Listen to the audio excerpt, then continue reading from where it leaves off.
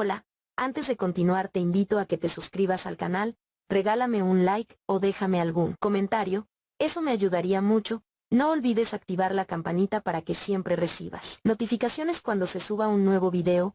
Comencemos.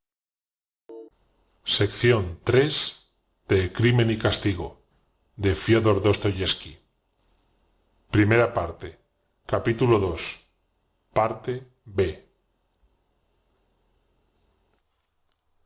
La atmósfera de la sala era pesadísima.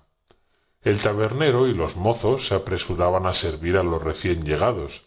Sin reparar en este incidente, Marmeladov continuó su relato. El funcionario era cada vez más expansivo a causa de los progresos de su borrachera. El recuerdo de su reciente reposición iluminaba como un rayo de alegría su semblante. Raskolnikov no perdía ni una sílaba de sus palabras. Han transcurrido 5 semanas, señor, desde que Catalina Ivanovna y Sonetska supieron la grata noticia. Le aseguro a usted que me encontraba como transportado al paraíso. Antes no hacía más que abrumarme con palabrotas como estas. «Acuéstate, bruto». Mas desde aquel momento andaba de puntillas y hacía callar a los pequeños diciéndoles: «Chis, papá viene cansado del trabajo». Antes de ir a la oficina me daban café con crema, pues no crea, crema verdadera, ¿eh? No sé de dónde pudieron sacar el dinero. 11 rublos y 50 kopecks a fin de arreglarme la ropa. Lo cierto es que ellas me pulieron de pies a cabeza. Tuve botas, chaleco de magnífico hilo y uniforme. Todo en muy buen uso. Les costó 11 rublos y medio. 6 días cuando entregué íntegros mis honorarios, 23 rublos y 40 kopecks, mi mujer me acarició en la mejilla diciéndome: «Vaya un pez que estás hecho». Naturalmente esto ocurrió cuando estábamos solos. Dígame usted si no es encantador. Marmeladov se interrumpió. Trató de sonreír, pero súbito temblor agitó su barba. Dominó, sin embargo, enseguida su emoción. Raskolnikov no sabía qué pensar de aquel borracho que pagaba al azar desde hacía 5 días, durmiendo en los barcos de pesca, y a pesar de todo, sintiendo por su familia profundo cariño. El joven le escuchaba con la mayor atención, pero experimentando cierta sensación de malestar. Estaba enojado consigo mismo por haber entrado en la taberna.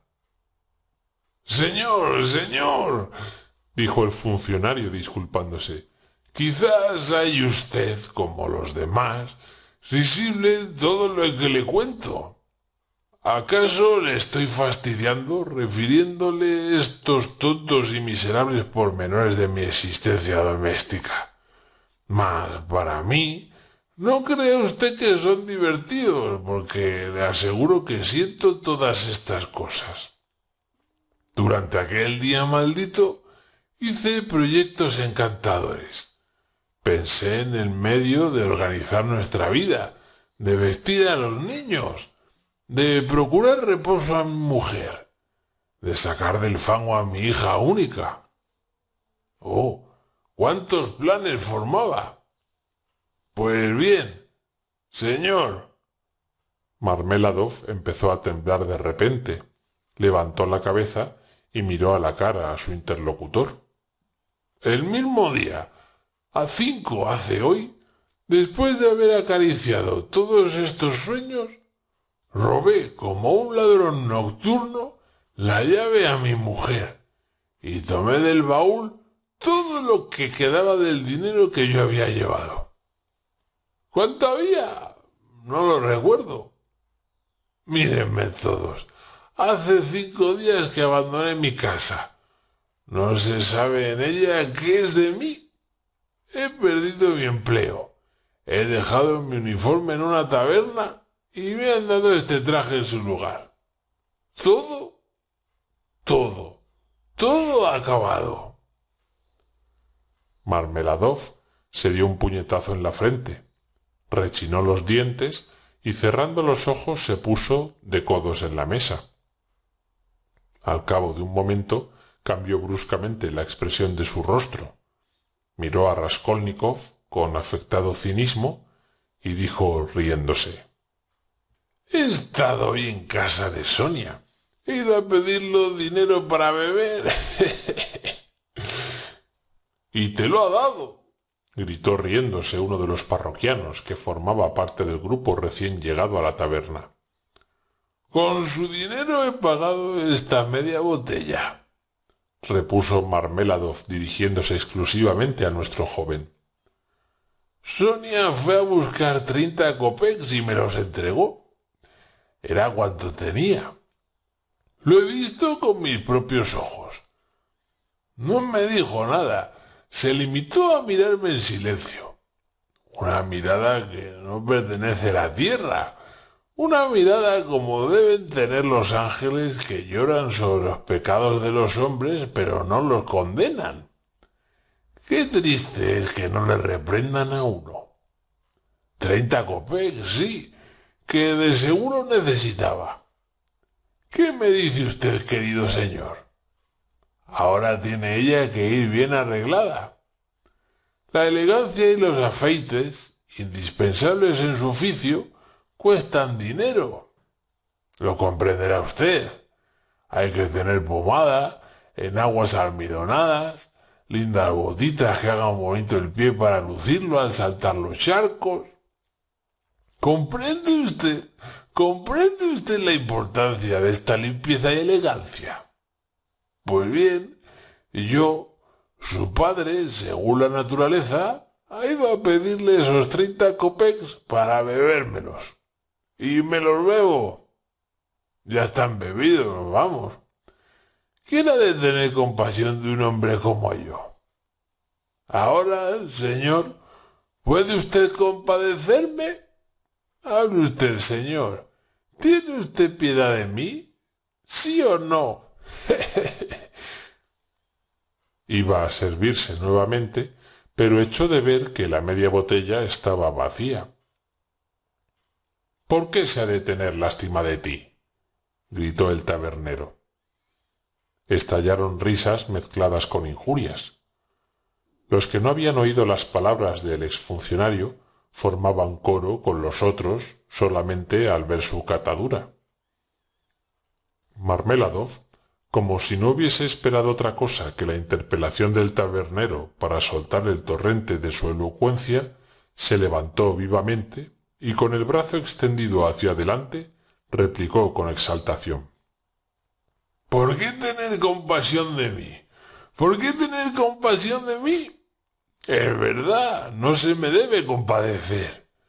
Hay que crucificarme, ponerme en la cruz, no tenerme lástima. Crucifícame, juez, pero al hacerlo ten piedad de mí. Así iré yo mismo al suplicio, porque no tengo sed de alegría, sino de dolor y de lágrimas. ¿Piensas tú, tendero, que tu media botella me ha proporcionado placer? Buscaba la tristeza y lágrimas en el fondo de ese frasco, y la he encontrado y saboreado. Pero aquel que ha tenido piedad de todos los hombres, aquel que todo lo comprende, tendrá piedad de nosotros. Él es el único juez. Él vendrá el último día y preguntará: ¿dónde está la hija que has sacrificado por una madrastra odiosa y tísica y por niños que no eran sus hermanos?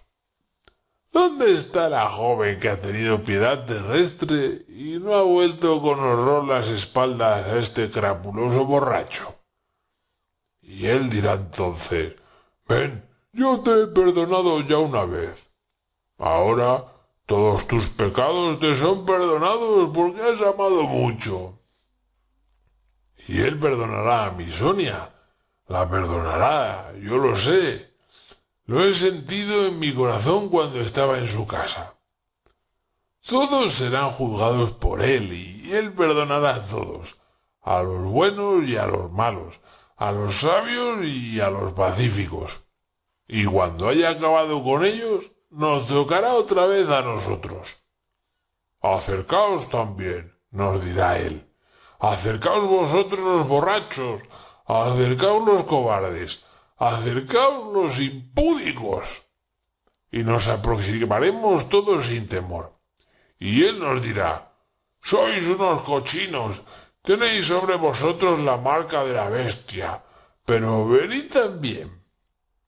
Y los sabios, los inteligentes dirán, Señor, ¿por qué recibes tú a estos? Y él responderá, yo los recibo, oh sabios, porque ninguno de ellos se ha creído digno de este favor. Y él nos abrirá los brazos y nosotros nos precipitaremos en ellos, y nos desharemos en lágrimas y comprenderemos. Sí, entonces todo será comprendido por todo el mundo, y Catalina Ivanovna también comprenderá. Señor, vénganos tu reino. Falto de fuerzas, se dejó caer en el banco sin mirar a nadie, como si desde largo rato se hubiese olvidado del lugar en que se hallaba y de las personas que le rodeaban. Y quedó absorto en la visión de fantasmas de ultratumba. Sus palabras produjeron cierta impresión. Durante un momento cesó el barullo, pero bien pronto volvieron a estallar las risas mezcladas con invectivas. Muy bien hablado, gruñón, charlatán, burócrata.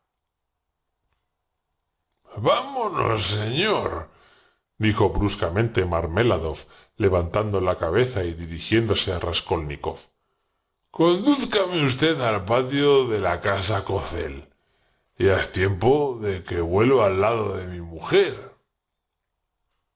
Rato hacía ya que el joven deseaba irse y se le había ocurrido ofrecer el apoyo de su brazo a Marmeladov. Este último tenía las piernas aún menos firmes que la voz, de modo que iba casi colgando del brazo de su compañero. La distancia que tenían que recorrer era de 200 o 300 pasos. A medida que el borracho se acercaba a su domicilio, parecía más inquieto y preocupado. No es precisamente de Catalina Ivanovna de quien tengo yo ahora miedo, balbuceaba conmovido. Ya sé que empezará por tirarme de los cabellos, pero ¿qué me importa? Me alegro que me tire de ellos. No, no es eso lo que me espanta. Lo que yo temo son sus ojos. Sí, sus ojos. Temo también las manchas rojas de sus mejillas y me da miedo además su respiración. ¿Has notado cómo respiran los que padecen esa enfermedad? Cuando experimentan una emoción violenta, temo las lágrimas de los chicos, porque si Sonia no les ha llevado algo de comer, no sé cómo se las habrán arreglado. No lo sé. A los golpes no les tengo miedo. Sabe, en efecto, que, lejos de hacerme sufrir, esos golpes son un gozo para mí. Casi no puedo pasar sin ello. Sí, es mejor que me pegue, que alivie de ese modo el corazón. Más vale así. Pero he ahí la casa Kozel. El propietario es un cerrajero alemán, hombre rico. Acompáñeme. Después de haber atravesado el patio, se pusieron a subir al cuarto piso. Eran cerca de las 11, y aunque propiamente hablando no había aún anochecido en San Petersburgo, a medida que subían, más oscura encontraban la escalera. En lo alto, la oscuridad era completa. La puertecilla ahumada que daba al descansillo estaba abierta. Un cabo de vela alumbraba una pobrísima pieza de 10 pasos de largo. Esta pieza, que desde el umbral se veía por completo, estaba en el mayor desorden. Había por todos lados ropas de niños. Una sábana agujereada, extendida de manera conveniente, ocultaba uno de los rincones, el más distante de la puerta. Detrás de este biombo improvisado había probablemente una cama.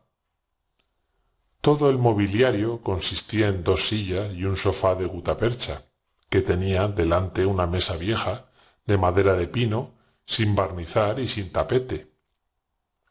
Encima de la mesa, en un candelero de hierro, se consumía el cabo de vela que medio alumbraba la pieza. Marmeladov dormía en el pasillo. La puerta que comunicaba con los otros cuartos alquilados de Amalia Ludvigovna estaba entreabierta, y se oía ruido de voces. Sin duda, en aquel momento jugaban a cartas y tomaban té los inquilinos. Se percibían más de lo necesario sus gritos, sus carcajadas y sus palabras, por extremo libres y atrevidas. Raskolnikov reconoció enseguida a Katarina Ivanovna. Era una mujer flaca, bastante alta y bien formada, pero de aspecto muy enfermizo. Conservaba aún hermosos cabellos de color castaño y, como había dicho Marmeladov, sus mejillas tenían manchas rojizas. Con los labios secos oprimíase el pecho con ambas manos y se paseaba de un lado a otro de la misérrima habitación. Su respiración era corta y desigual. Los ojos le brillaban febrilmente y tenía la mirada dura e inmóvil. Iluminada por la luz moribunda del cabo de vela, su rostro de tísica producía penosa impresión. A Raskolnikov le pareció que Katarina Ivanovna no debía tener arriba de 30 años. Era, en efecto, mucho más joven que su marido. No advirtió la llegada de los 2 hombres. Parecía que no conservaba la facultad de ver ni la de oír. Hacía en la habitación un calor sofocante y subían de la escalera emanaciones infectas. Sin embargo, a Katarina Ivanovna no se le había ocurrido abrir la ventana ni cerrar la puerta. La del interior, solamente entornada, dejaba paso a una espesa humareda de tabaco que hacía toser a la enferma, pero ella no se cuidaba de tal cosa. La niña más pequeña, de 6 años, dormía en el suelo con la cabeza apoyada en el sofá. El varoncito, 1 año mayor que la pequeñuela, temblaba llorando en un rincón. Probablemente acababan de pegarle. La mayor, una muchachilla de 9 años, delgada y crecidita, llevaba una camisa toda rota, y echado sobre los hombros desnudos un viejo burma, señoril, que se le debía haber hecho 2 años antes, porque al presente no le llegaba más que hasta las rodillas. En pie, en un rincón al lado de su hermanito, había pasado el brazo, largo y delgado, como una cerilla alrededor del cuello del niño, y le hablaba muy quedo, sin duda para hacerle callar. Sus grandes ojos, obscuros, abiertos por el terror, parecían aún mayores en aquella carita descarnada. Marmeladov, en vez de entrar en el aposento, se arrodilló en la puerta, pero invitó a pasar a Raskolnikov. La mujer, al ver un desconocido, se detuvo distraídamente ante él, tratando de explicarse su presencia. «¿Qué se le ha perdido aquí a ese hombre?», se preguntaba. Pero enseguida supuso que el desconocido se dirigía a casa de algún otro inquilino, puesto que el cuarto de Marmeladov era un sitio de paso. Así pues, desentendiéndose de aquel extraño, se preparaba a abrir la puerta de comunicación, cuando de repente lanzó un grito. Acababa de ver a su marido de rodillas en el umbral. «¡Ah! ¿Al fin vuelves?», dijo con voz en que vibrara la cólera. «¡Infame! ¡Monstruo! A ver, ¿qué dinero llevas en los bolsillos? ¿Qué traje es este?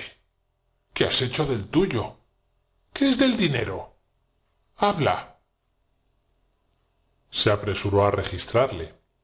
Lejos de oponer resistencia, Marmeladov apartó ambos brazos para facilitar el registro de los bolsillos. No llevaba encima ni un solo kopek. —¿Dónde está el dinero? —gritaba su esposa. —¡Oh, Dios mío! ¡Oh, Dios mío! ¿Es posible que se lo haya bebido todo? 12 rublos que había en el cofre. Acometida de un acceso de rabia, agarró a su marido por los cabellos y lo arrastró violentamente a la sala. No se desmintió la paciencia de Marmeladov. El hombre siguió dócilmente a su mujer arrastrándose de rodillas tras ella. —¡Si me da gusto! ¡Si no es dolor para mí! —gritaba, dirigiéndose a su acompañante, mientras Catalina Ivanovna le zarandeaba con fuerza la cabeza. Una de las veces le hizo dar con la frente un porrazo en el suelo. La niña, que dormía, se despertó y se echó a llorar. El muchacho, de pie en uno de los ángulos de la habitación, no pudo soportar este espectáculo. Empezó a temblar y a dar gritos, y se lanzó hacia su hermana. El espanto casi le produjo convulsiones. La niña mayor temblaba como la hoja en el árbol. —¡Se lo ha bebido todo! ¡Se lo ha bebido todo! —vociferaba Catalina Ivanovna en el colmo de la desesperación. —Ni siquiera conserva el traje. —¡Y tienen hambre! ¡Tienen hambre! —repetía retorciéndose las manos y señalando a los niños. —¡Oh, vida 3 veces maldita!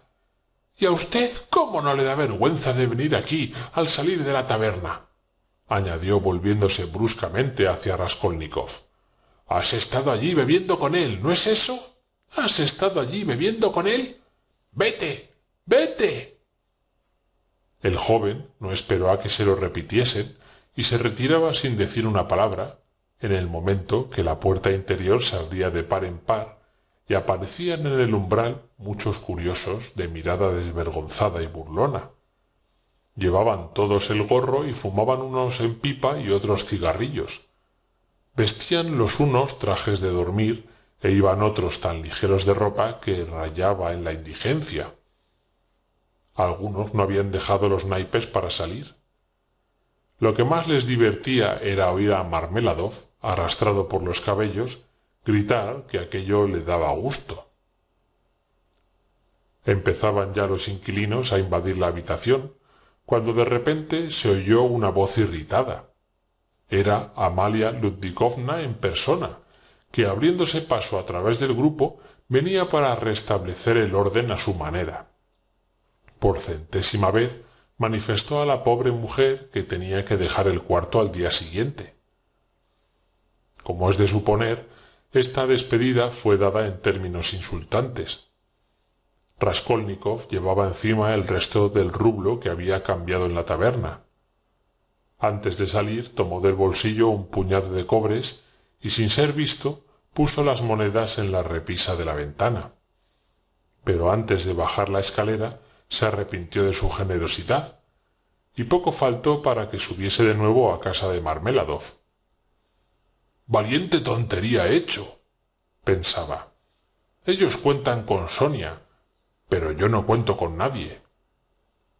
Reflexionó, sin embargo, que no podía recobrar su dinero y que, aunque pudiese, no lo haría. Después de esta reflexión, prosiguió su camino.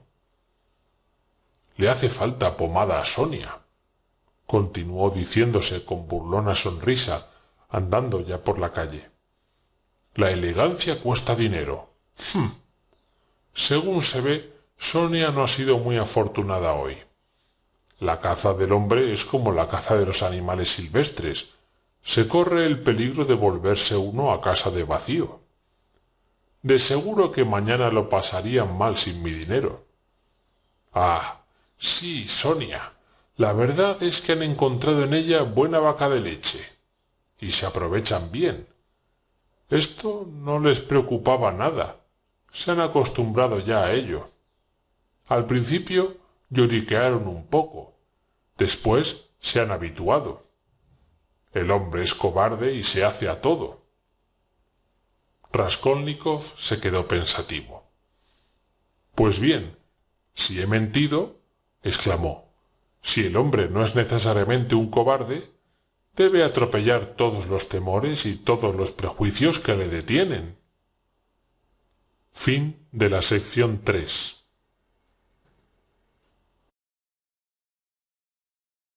Sección 4 de Crimen y Castigo, de Fiódor Dostoyevski. Primera parte. Capítulo 3. Tarde era cuando al día siguiente se despertó tras de un sueño agitado que no le devolvió las fuerzas y aumentó, de consiguiente, su mal humor. Paseó su mirada por el aposento con ojos irritados. Aquel cuartito de 6 pies de largo ofrecía un aspecto muy lastimoso con el empapelado amarillento lleno de polvo y destrozado. Además, era tan bajo que un hombre de elevada estatura corría el peligro de chocar con el techo. El mobiliario estaba en armonía con el local. 3 sillas viejas, más o menos desvencijadas, en un rincón. Una mesa de madera pintada, en la cual había libros y cuadernos cubiertos de polvo, prueba evidente de que no se había puesto mano en ellos durante mucho tiempo, y, en fin, un grande y feísimo sofá, cuya tela estaba hecha pedazos. Este sofá, que ocupaba casi la mitad de la habitación, servía de lecho a Raskolnikov.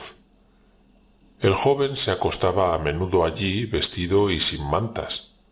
Se echaba encima, a guisa de colcha, su viejo capote de estudiante, y convertía en almohada un cojín pequeño, bajo el cual ponía, para levantarlo, toda su ropa, limpia o sucia. Delante del sofá había una mesita. La misantropía de Raskolnikov armonizaba muy bien con el desaseo de su tugurio. Sentía tal aversión a todo rostro humano que solamente el ver la criada encargada de asear el cuarto le exasperaba. Suele ocurrir esto a algunos monómanos preocupados por una idea fija. 15 días hacía que la patrona había cortado los víveres a su pupilo, y a éste no se le había ocurrido tener una explicación con ella. En cuanto a Anastasia, cocinera y única sirvienta de la casa, no le molestaba ver al pupilo en aquella disposición de ánimo, puesto que así éste daba menos que hacer. Había cesado por completo de arreglar el cuarto de Raskolnikov y de sacudir el polvo. A lo sumo, venía una vez cada 8 días a dar una escobada. En el momento de entrar la criada, el joven despertó. «Levántate. ¿Qué te pasa para dormir así? Son las 9. Te traigo té. ¿Quieres una taza?» «Uy, qué cara. Pareces un cadáver». El inquilino abrió los ojos, se desperezó y reconociendo a Anastasia le preguntó, haciendo un penoso esfuerzo para levantarse: «¿Me lo envía la patrona?» «No hay cuidado que se le ocurra semejante cosa». La sirvienta colocó delante del joven su propia tetera y puso en la mesa 2 terroncitos de azúcar morena.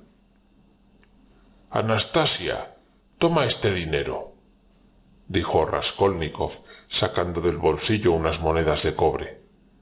También se había acostado vestido. «Y haz el favor de ir a buscarme un panecillo blanco. Pásate por la salchichería y tráete un poco de embutido barato». «Enseguida te traeré el panecillo, pero en lugar de salchicha, ¿no sería mejor que tomases un poco de chatschi? Se hizo ayer y está muy rico. Te guardé un poco, pero como te retiraste tan tarde, está muy bueno». Fue a buscar el chatschi y cuando Raskolnikov se puso a comer, la sirvienta se sentó a su lado, en el sofá, y empezó a charlar como lo que era, como una campesina. «Prakovskia Pavlova quiere dar parte a la policía». El rostro del joven se alteró. «¿A la policía? ¿Por qué?» Porque no le pagas ni quieres irte. Ahí tienes el porqué. Demonio, no me faltaba más que esto, dijo entre dientes. No podría hacerlo en peor hora para mí. Esa mujer es tonta, añadió en alta voz. Iré a verla y le hablaré. Como tonta, lo es ella y lo soy yo. Pero tú, que eres inteligente, ¿por qué te estás así tendido como un asno? ¿Cómo es que no tienes nunca dinero? Según he oído decir, antes dabas lecciones. ¿Por qué ahora no haces nada? Sí que hago, respondió secamente y como a pesar suyo Raskolnikov. ¿Qué es lo que haces? Cierto trabajo. ¿Qué trabajo? Medito, respondió seriamente después de una pausa. Anastasia se echó a reír. Tenía el carácter alegre, pero cuando se reía era con risa estrepitosa que sacudía todo su cuerpo y acababa por hacerle daño. ¿Y el pensar te proporciona mucho dinero? Preguntó cuando pudo hablar. No se puede ir a dar lecciones cuando no tiene uno botas que ponerse. Además, desprecio ese dinero. Quizás algún día te pese. Para lo que se gana dando lecciones, ¿qué se puede hacer con unos cuantos kopecks? Siguió diciendo en tono agrio y dirigiéndose más bien a sí mismo que a su interlocutora. ¿De modo que deseas adquirir de golpe la fortuna? Raskolnikov la miró con aire extraño y guardó silencio durante algunos momentos. Sí, una fortuna, dijo luego con energía. ¿Sabes que me das miedo? Eres terrible. Voy a buscarte el panecillo. Como quieras. Oh, se me olvidaba. Han traído una carta para ti. ¿Una carta para mí? ¿De quién? No sé de quién. Le he dado al cartero 3 kopecks de mi bolsillo. He hecho bien, ¿no es cierto? Tráela, por amor de Dios, tráela, exclamó Raskolnikov muy agitado. Señor. Un minuto después, la carta estaba en sus manos. No se había engañado. Era de su madre y traía el sello del gobierno de R. Al recibirla, no pudo menos de palidecer. Hacía largo tiempo que no tenía noticia de los suyos. Otra cosa, además, le oprimía violentamente el corazón en aquel momento. Anastasia, haz el favor de irte. Ahí tienes tus 3 kopecks, pero, por amor de Dios, vete enseguida. La carta temblaba en sus manos. No quería abrirla en presencia de Anastasia, y esperó, para comenzar la lectura, a que la criada se marchase. Cuando se quedó solo, llevó vivamente el papel a sus labios y lo besó. Después se puso a contemplar atentamente la dirección, reconociendo los caracteres trazados por una mano querida.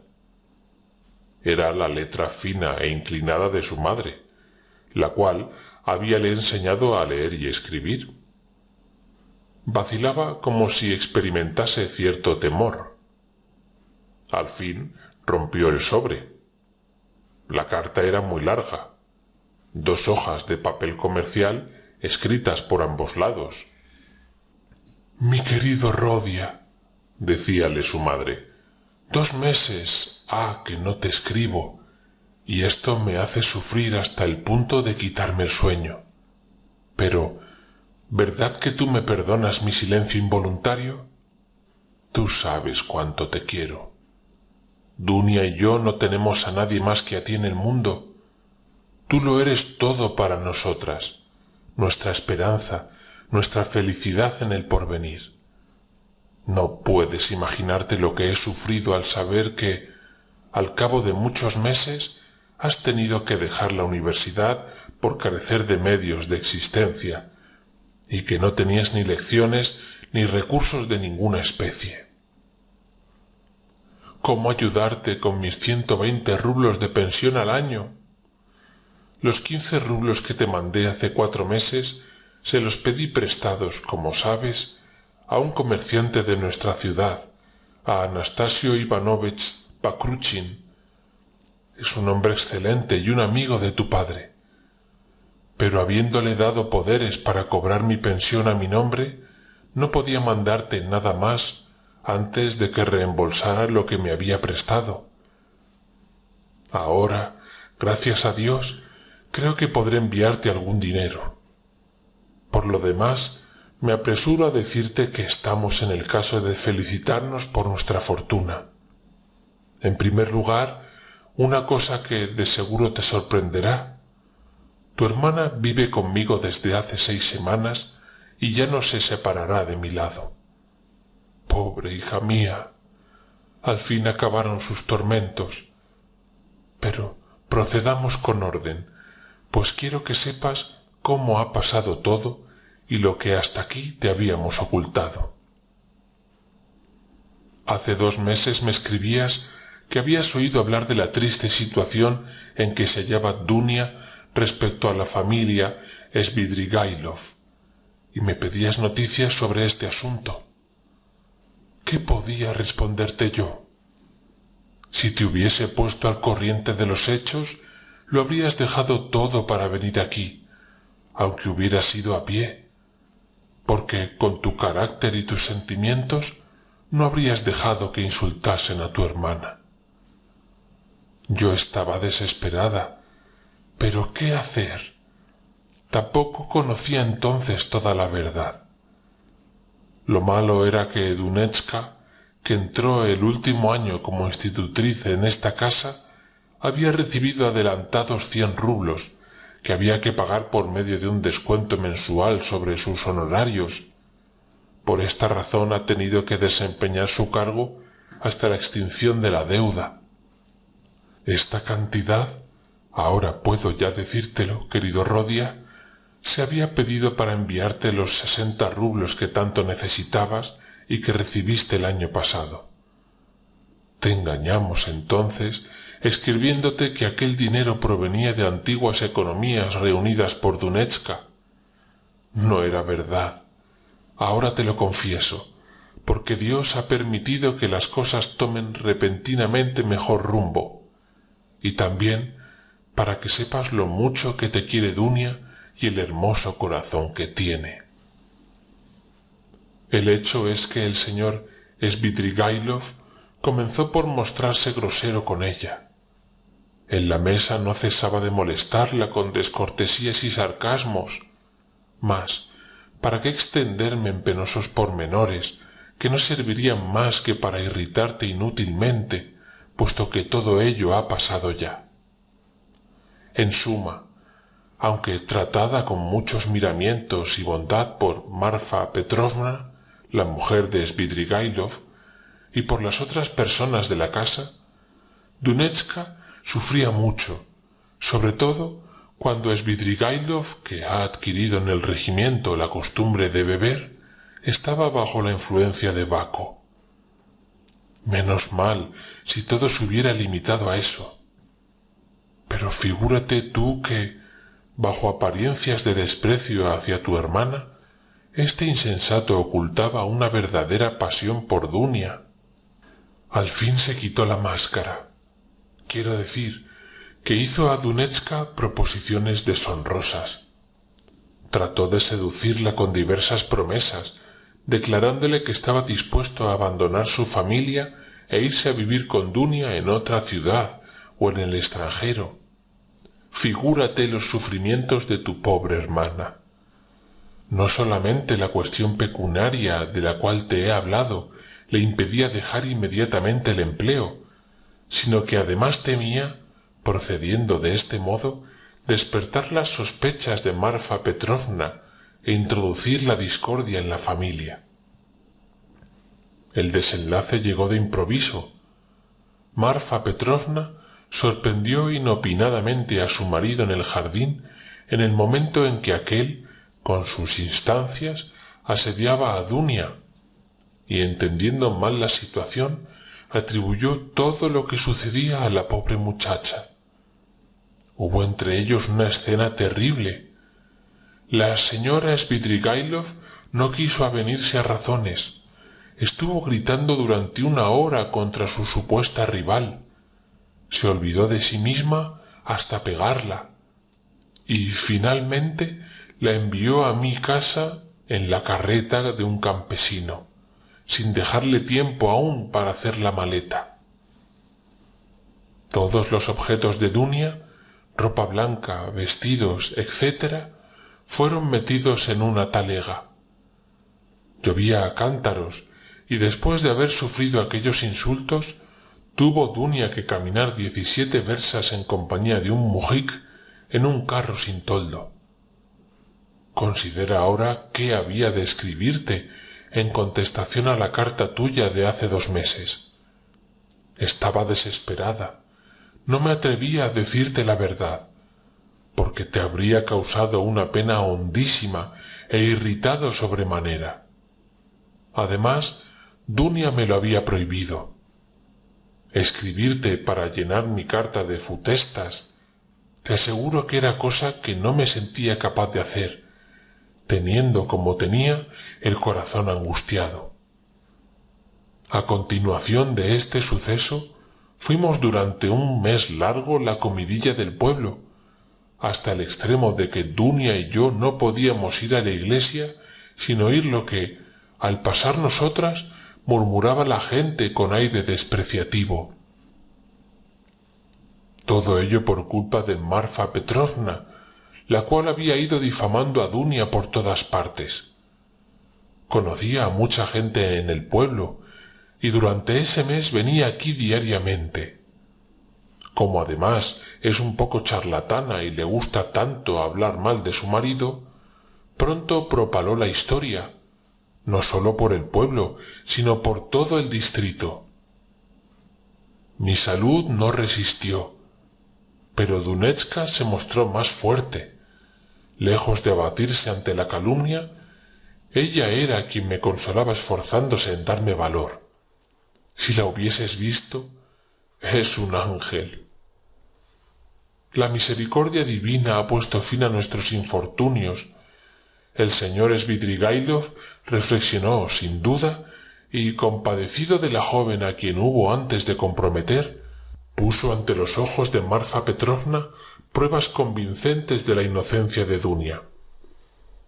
Svidrigailov conservaba una carta que, antes de la escena del jardín, mi hija se vio obligada a escribirle, rehusándole una cita que él le había pedido. En esta carta, Dunia le echaba en cara la indignidad de su conducta respecto a su mujer, le recordaba sus deberes de padre y esposo, y por último le hacía ver la vileza de perseguir a una joven desgraciada y sin defensa. Con esto no le quedó duda alguna a Marfa Petrovna de la inocencia de Dunetska. Al día siguiente, que era domingo, vino a nuestra casa, y después de contárselo todo, abrazó a Dunia y le pidió perdón llorando. Después recorrió el pueblo, casa por casa, y en todas partes rindió espléndido homenaje a la honradez de Dunetska y a la nobleza de sus sentimientos y conducta. No contentándose con esto, enseñaba a todo el mundo y leía en alta voz la carta autógrafa de Dunia a Svidrigailov. Hizo además sacar de ella muchas copias, lo que ya me parece excesivo. Como ves, ha rehabilitado por completo a Dunetska, mientras el marido de Marfa Petrovna sale de esta aventura cubierto de imborrable deshonor. No puedo menos de compadecer a ese loco tan severamente castigado. Has de saber, Rodia, que se ha presentado para tu hermana un partido y que ella ha dado su consentimiento, cosa que me apresuro a comunicarte. Tú nos perdonarás a Dunia y a mí el haber tomado esta resolución sin consultarte. Cuando sepas que el asunto no admitía dilaciones y que era imposible esperar para responder a que tú nos contestaras. por otra parte, no estando aquí, no podías juzgar con conocimiento de causa.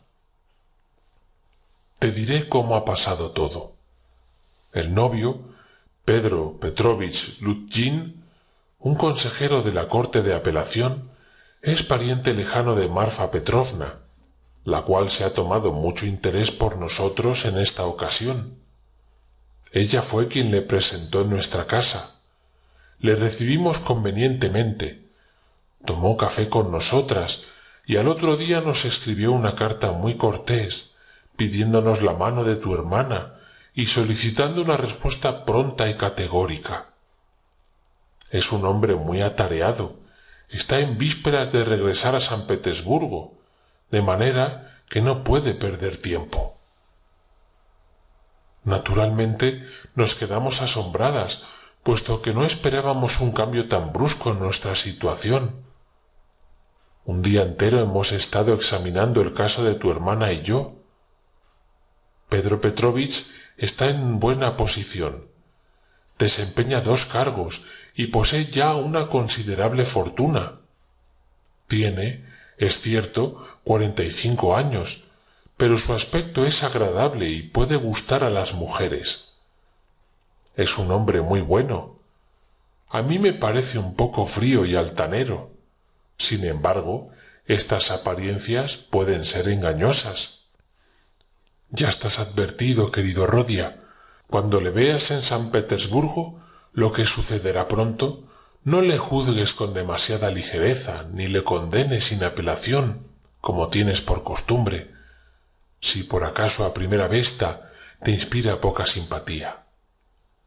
Te digo esto por decírtelo, porque, en rigor, estoy persuadida de que te producirá buena impresión. Además, por regla general, para conocer a cualquiera es menester haberle tratado largo tiempo y observándole con cuidado.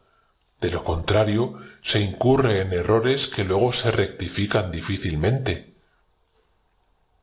Pero en lo tocante a Pedro Petrovich, todo hace creer que es una persona muy respetable.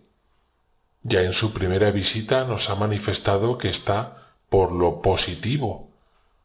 Sin embargo, ha dicho, son sus propias palabras, «Participo en gran parte de las ideas de las generaciones modernas y soy enemigo de todos los prejuicios».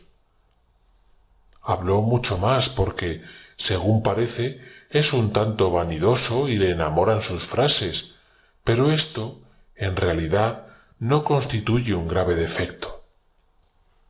Yo, es claro, no he comprendido gran cosa de lo que ha hablado, por lo cual me limitaré a comunicarte la opinión de Dunia.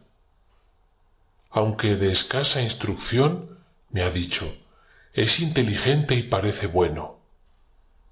Conoces el carácter de tu hermana, Rodia. Es una joven valerosa, sensata, paciente y magnánima. Aunque su corazón sea muy apasionado, como he podido comprobar. De seguro que no se trata ni por parte de él ni de ella de un matrimonio por amor.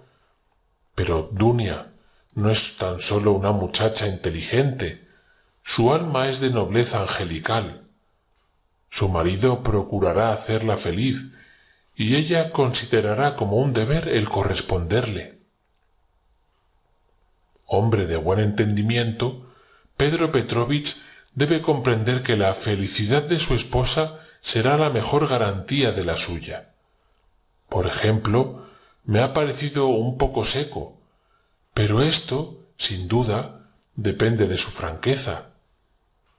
En su segunda visita, cuando ya habíamos admitido su demanda, nos ha dicho que, aun antes de conocer a Dunia, estaba resuelto a no casarse más que con una joven honrada pero sin dote, y que supiese qué es la pobreza.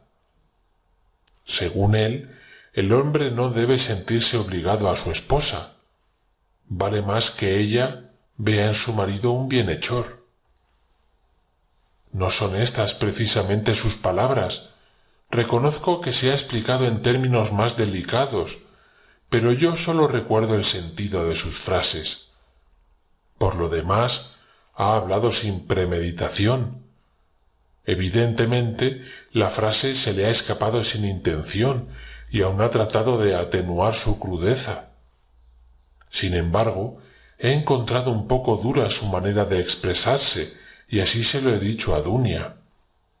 Pero ella me ha contestado, con algo de mal humor, que las palabras no son más que palabras y que, en último término, lo que él opina es justo. Durante la noche que ha precedido a su determinación, Dunechka no ha podido conciliar el sueño. Creyéndome dormida, se levantó de la cama para pasearse arriba y abajo de la alcoba. Por último, se puso de rodillas, y después de una larga y ferviente plegaria ante la imagen, me declaró al día siguiente por la mañana que había tomado su resolución. Te he dicho ya que Pedro Petrovich debía regresar inmediatamente a San Petersburgo, donde le llamaban graves intereses y donde quiere abrir su estudio de abogado. Desde hace tiempo se ocupa en asuntos de abogacía. Acaba de ganar una causa importante y su viaje a San Petersburgo es motivado por un negocio de interés que se debe tratar en el Senado.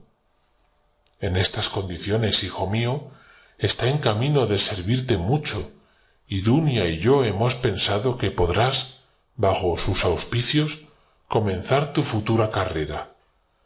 ¡Ah! Si esto se realizase. Tan ventajoso sería para ti que habría de atribuirle a un favor especial de la divina providencia. Dunia no piensa en otra cosa. Hemos hecho ya alguna indicación a Pedro Petrovich, que se ha expresado con cierta reserva. Sin duda, ha dicho, como yo tengo necesidad de un secretario, mejor le confiaría este puesto a un pariente que a un extraño, con tal de que sea capaz de desempeñarlo. Figúrate si serás tú capaz. A mí me ha parecido que teme que tus estudios universitarios te impidan ocuparte de su bufete. Por esta vez la conversación no ha pasado adelante, pero Dunia no tiene otra cosa en la cabeza.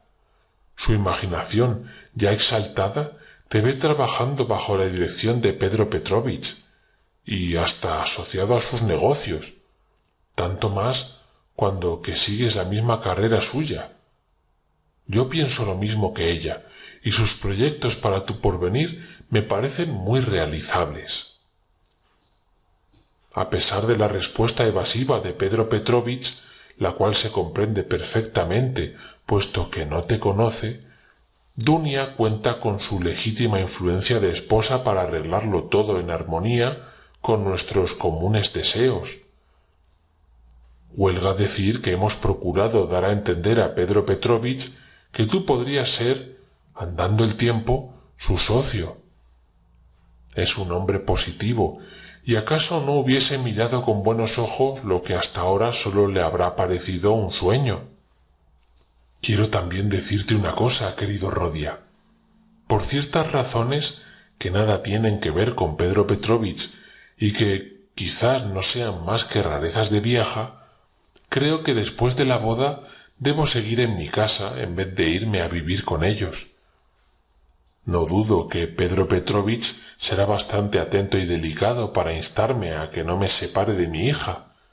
Si hasta ahora no me lo ha insinuado, es sin duda porque cree que no se ha de hablar de una cosa que cae por su propio peso, pero yo tengo intención de rehusar.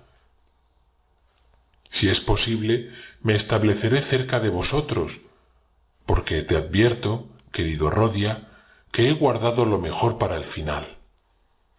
Has de saber, hijo mío, que de aquí a poco tiempo nos veremos y podremos abrazarnos después de 3 años de separación.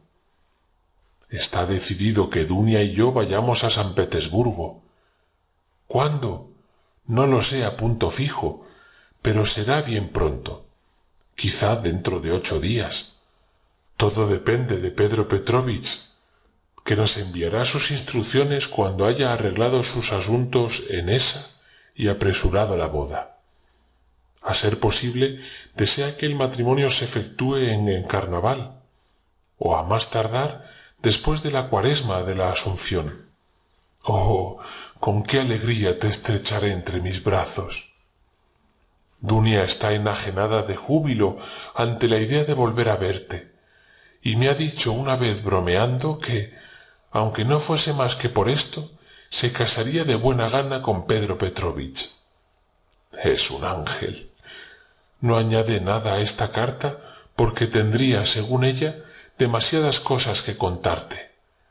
Y siendo esto así, no vale la pena de escribirte unas cuantas líneas. Me encarga que te envíe cariñosísimos recuerdos de su parte.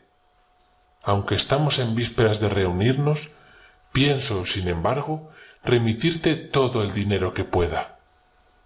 En cuanto se ha sabido que Dunetska iba a casarse con Pedro Petrovich, nuestro crédito ha aumentado de un modo considerable, y sé, a ciencia cierta, que Anastasio Ivanovich está dispuesto a adelantarme sobre mi pensión hasta 70 rublos. Te mandaré, pues, dentro de unos días 25 o 30 rublos. Te mandaría de buena gana mayor cantidad si no temiese que llegara a faltarme dinero para el viaje. Es verdad que Pedro Petrovich tiene la bondad de encargarse de una parte de nuestros gastos de viaje. A sus expensas nos van a proporcionar un gran cajón para empaquetar nuestros efectos, pero nosotros tenemos que pagar nuestros billetes hasta San Petersburgo, y no es cosa de que lleguemos a esa capital sin ningún kopek. Dunia y yo lo hemos calculado todo. El viaje no nos saldrá muy caro. Desde nuestra casa al tren no hay más que 90 verstas, y hemos ajustado con un campesino conocido nuestro que nos lleve en su carro a la estación. Enseguida nos meteremos muy satisfechas en un coche de tercera. En resumen, después de echar mis cuentas, son 30 rublos y no 25 los que voy a tener el placer de remitirte.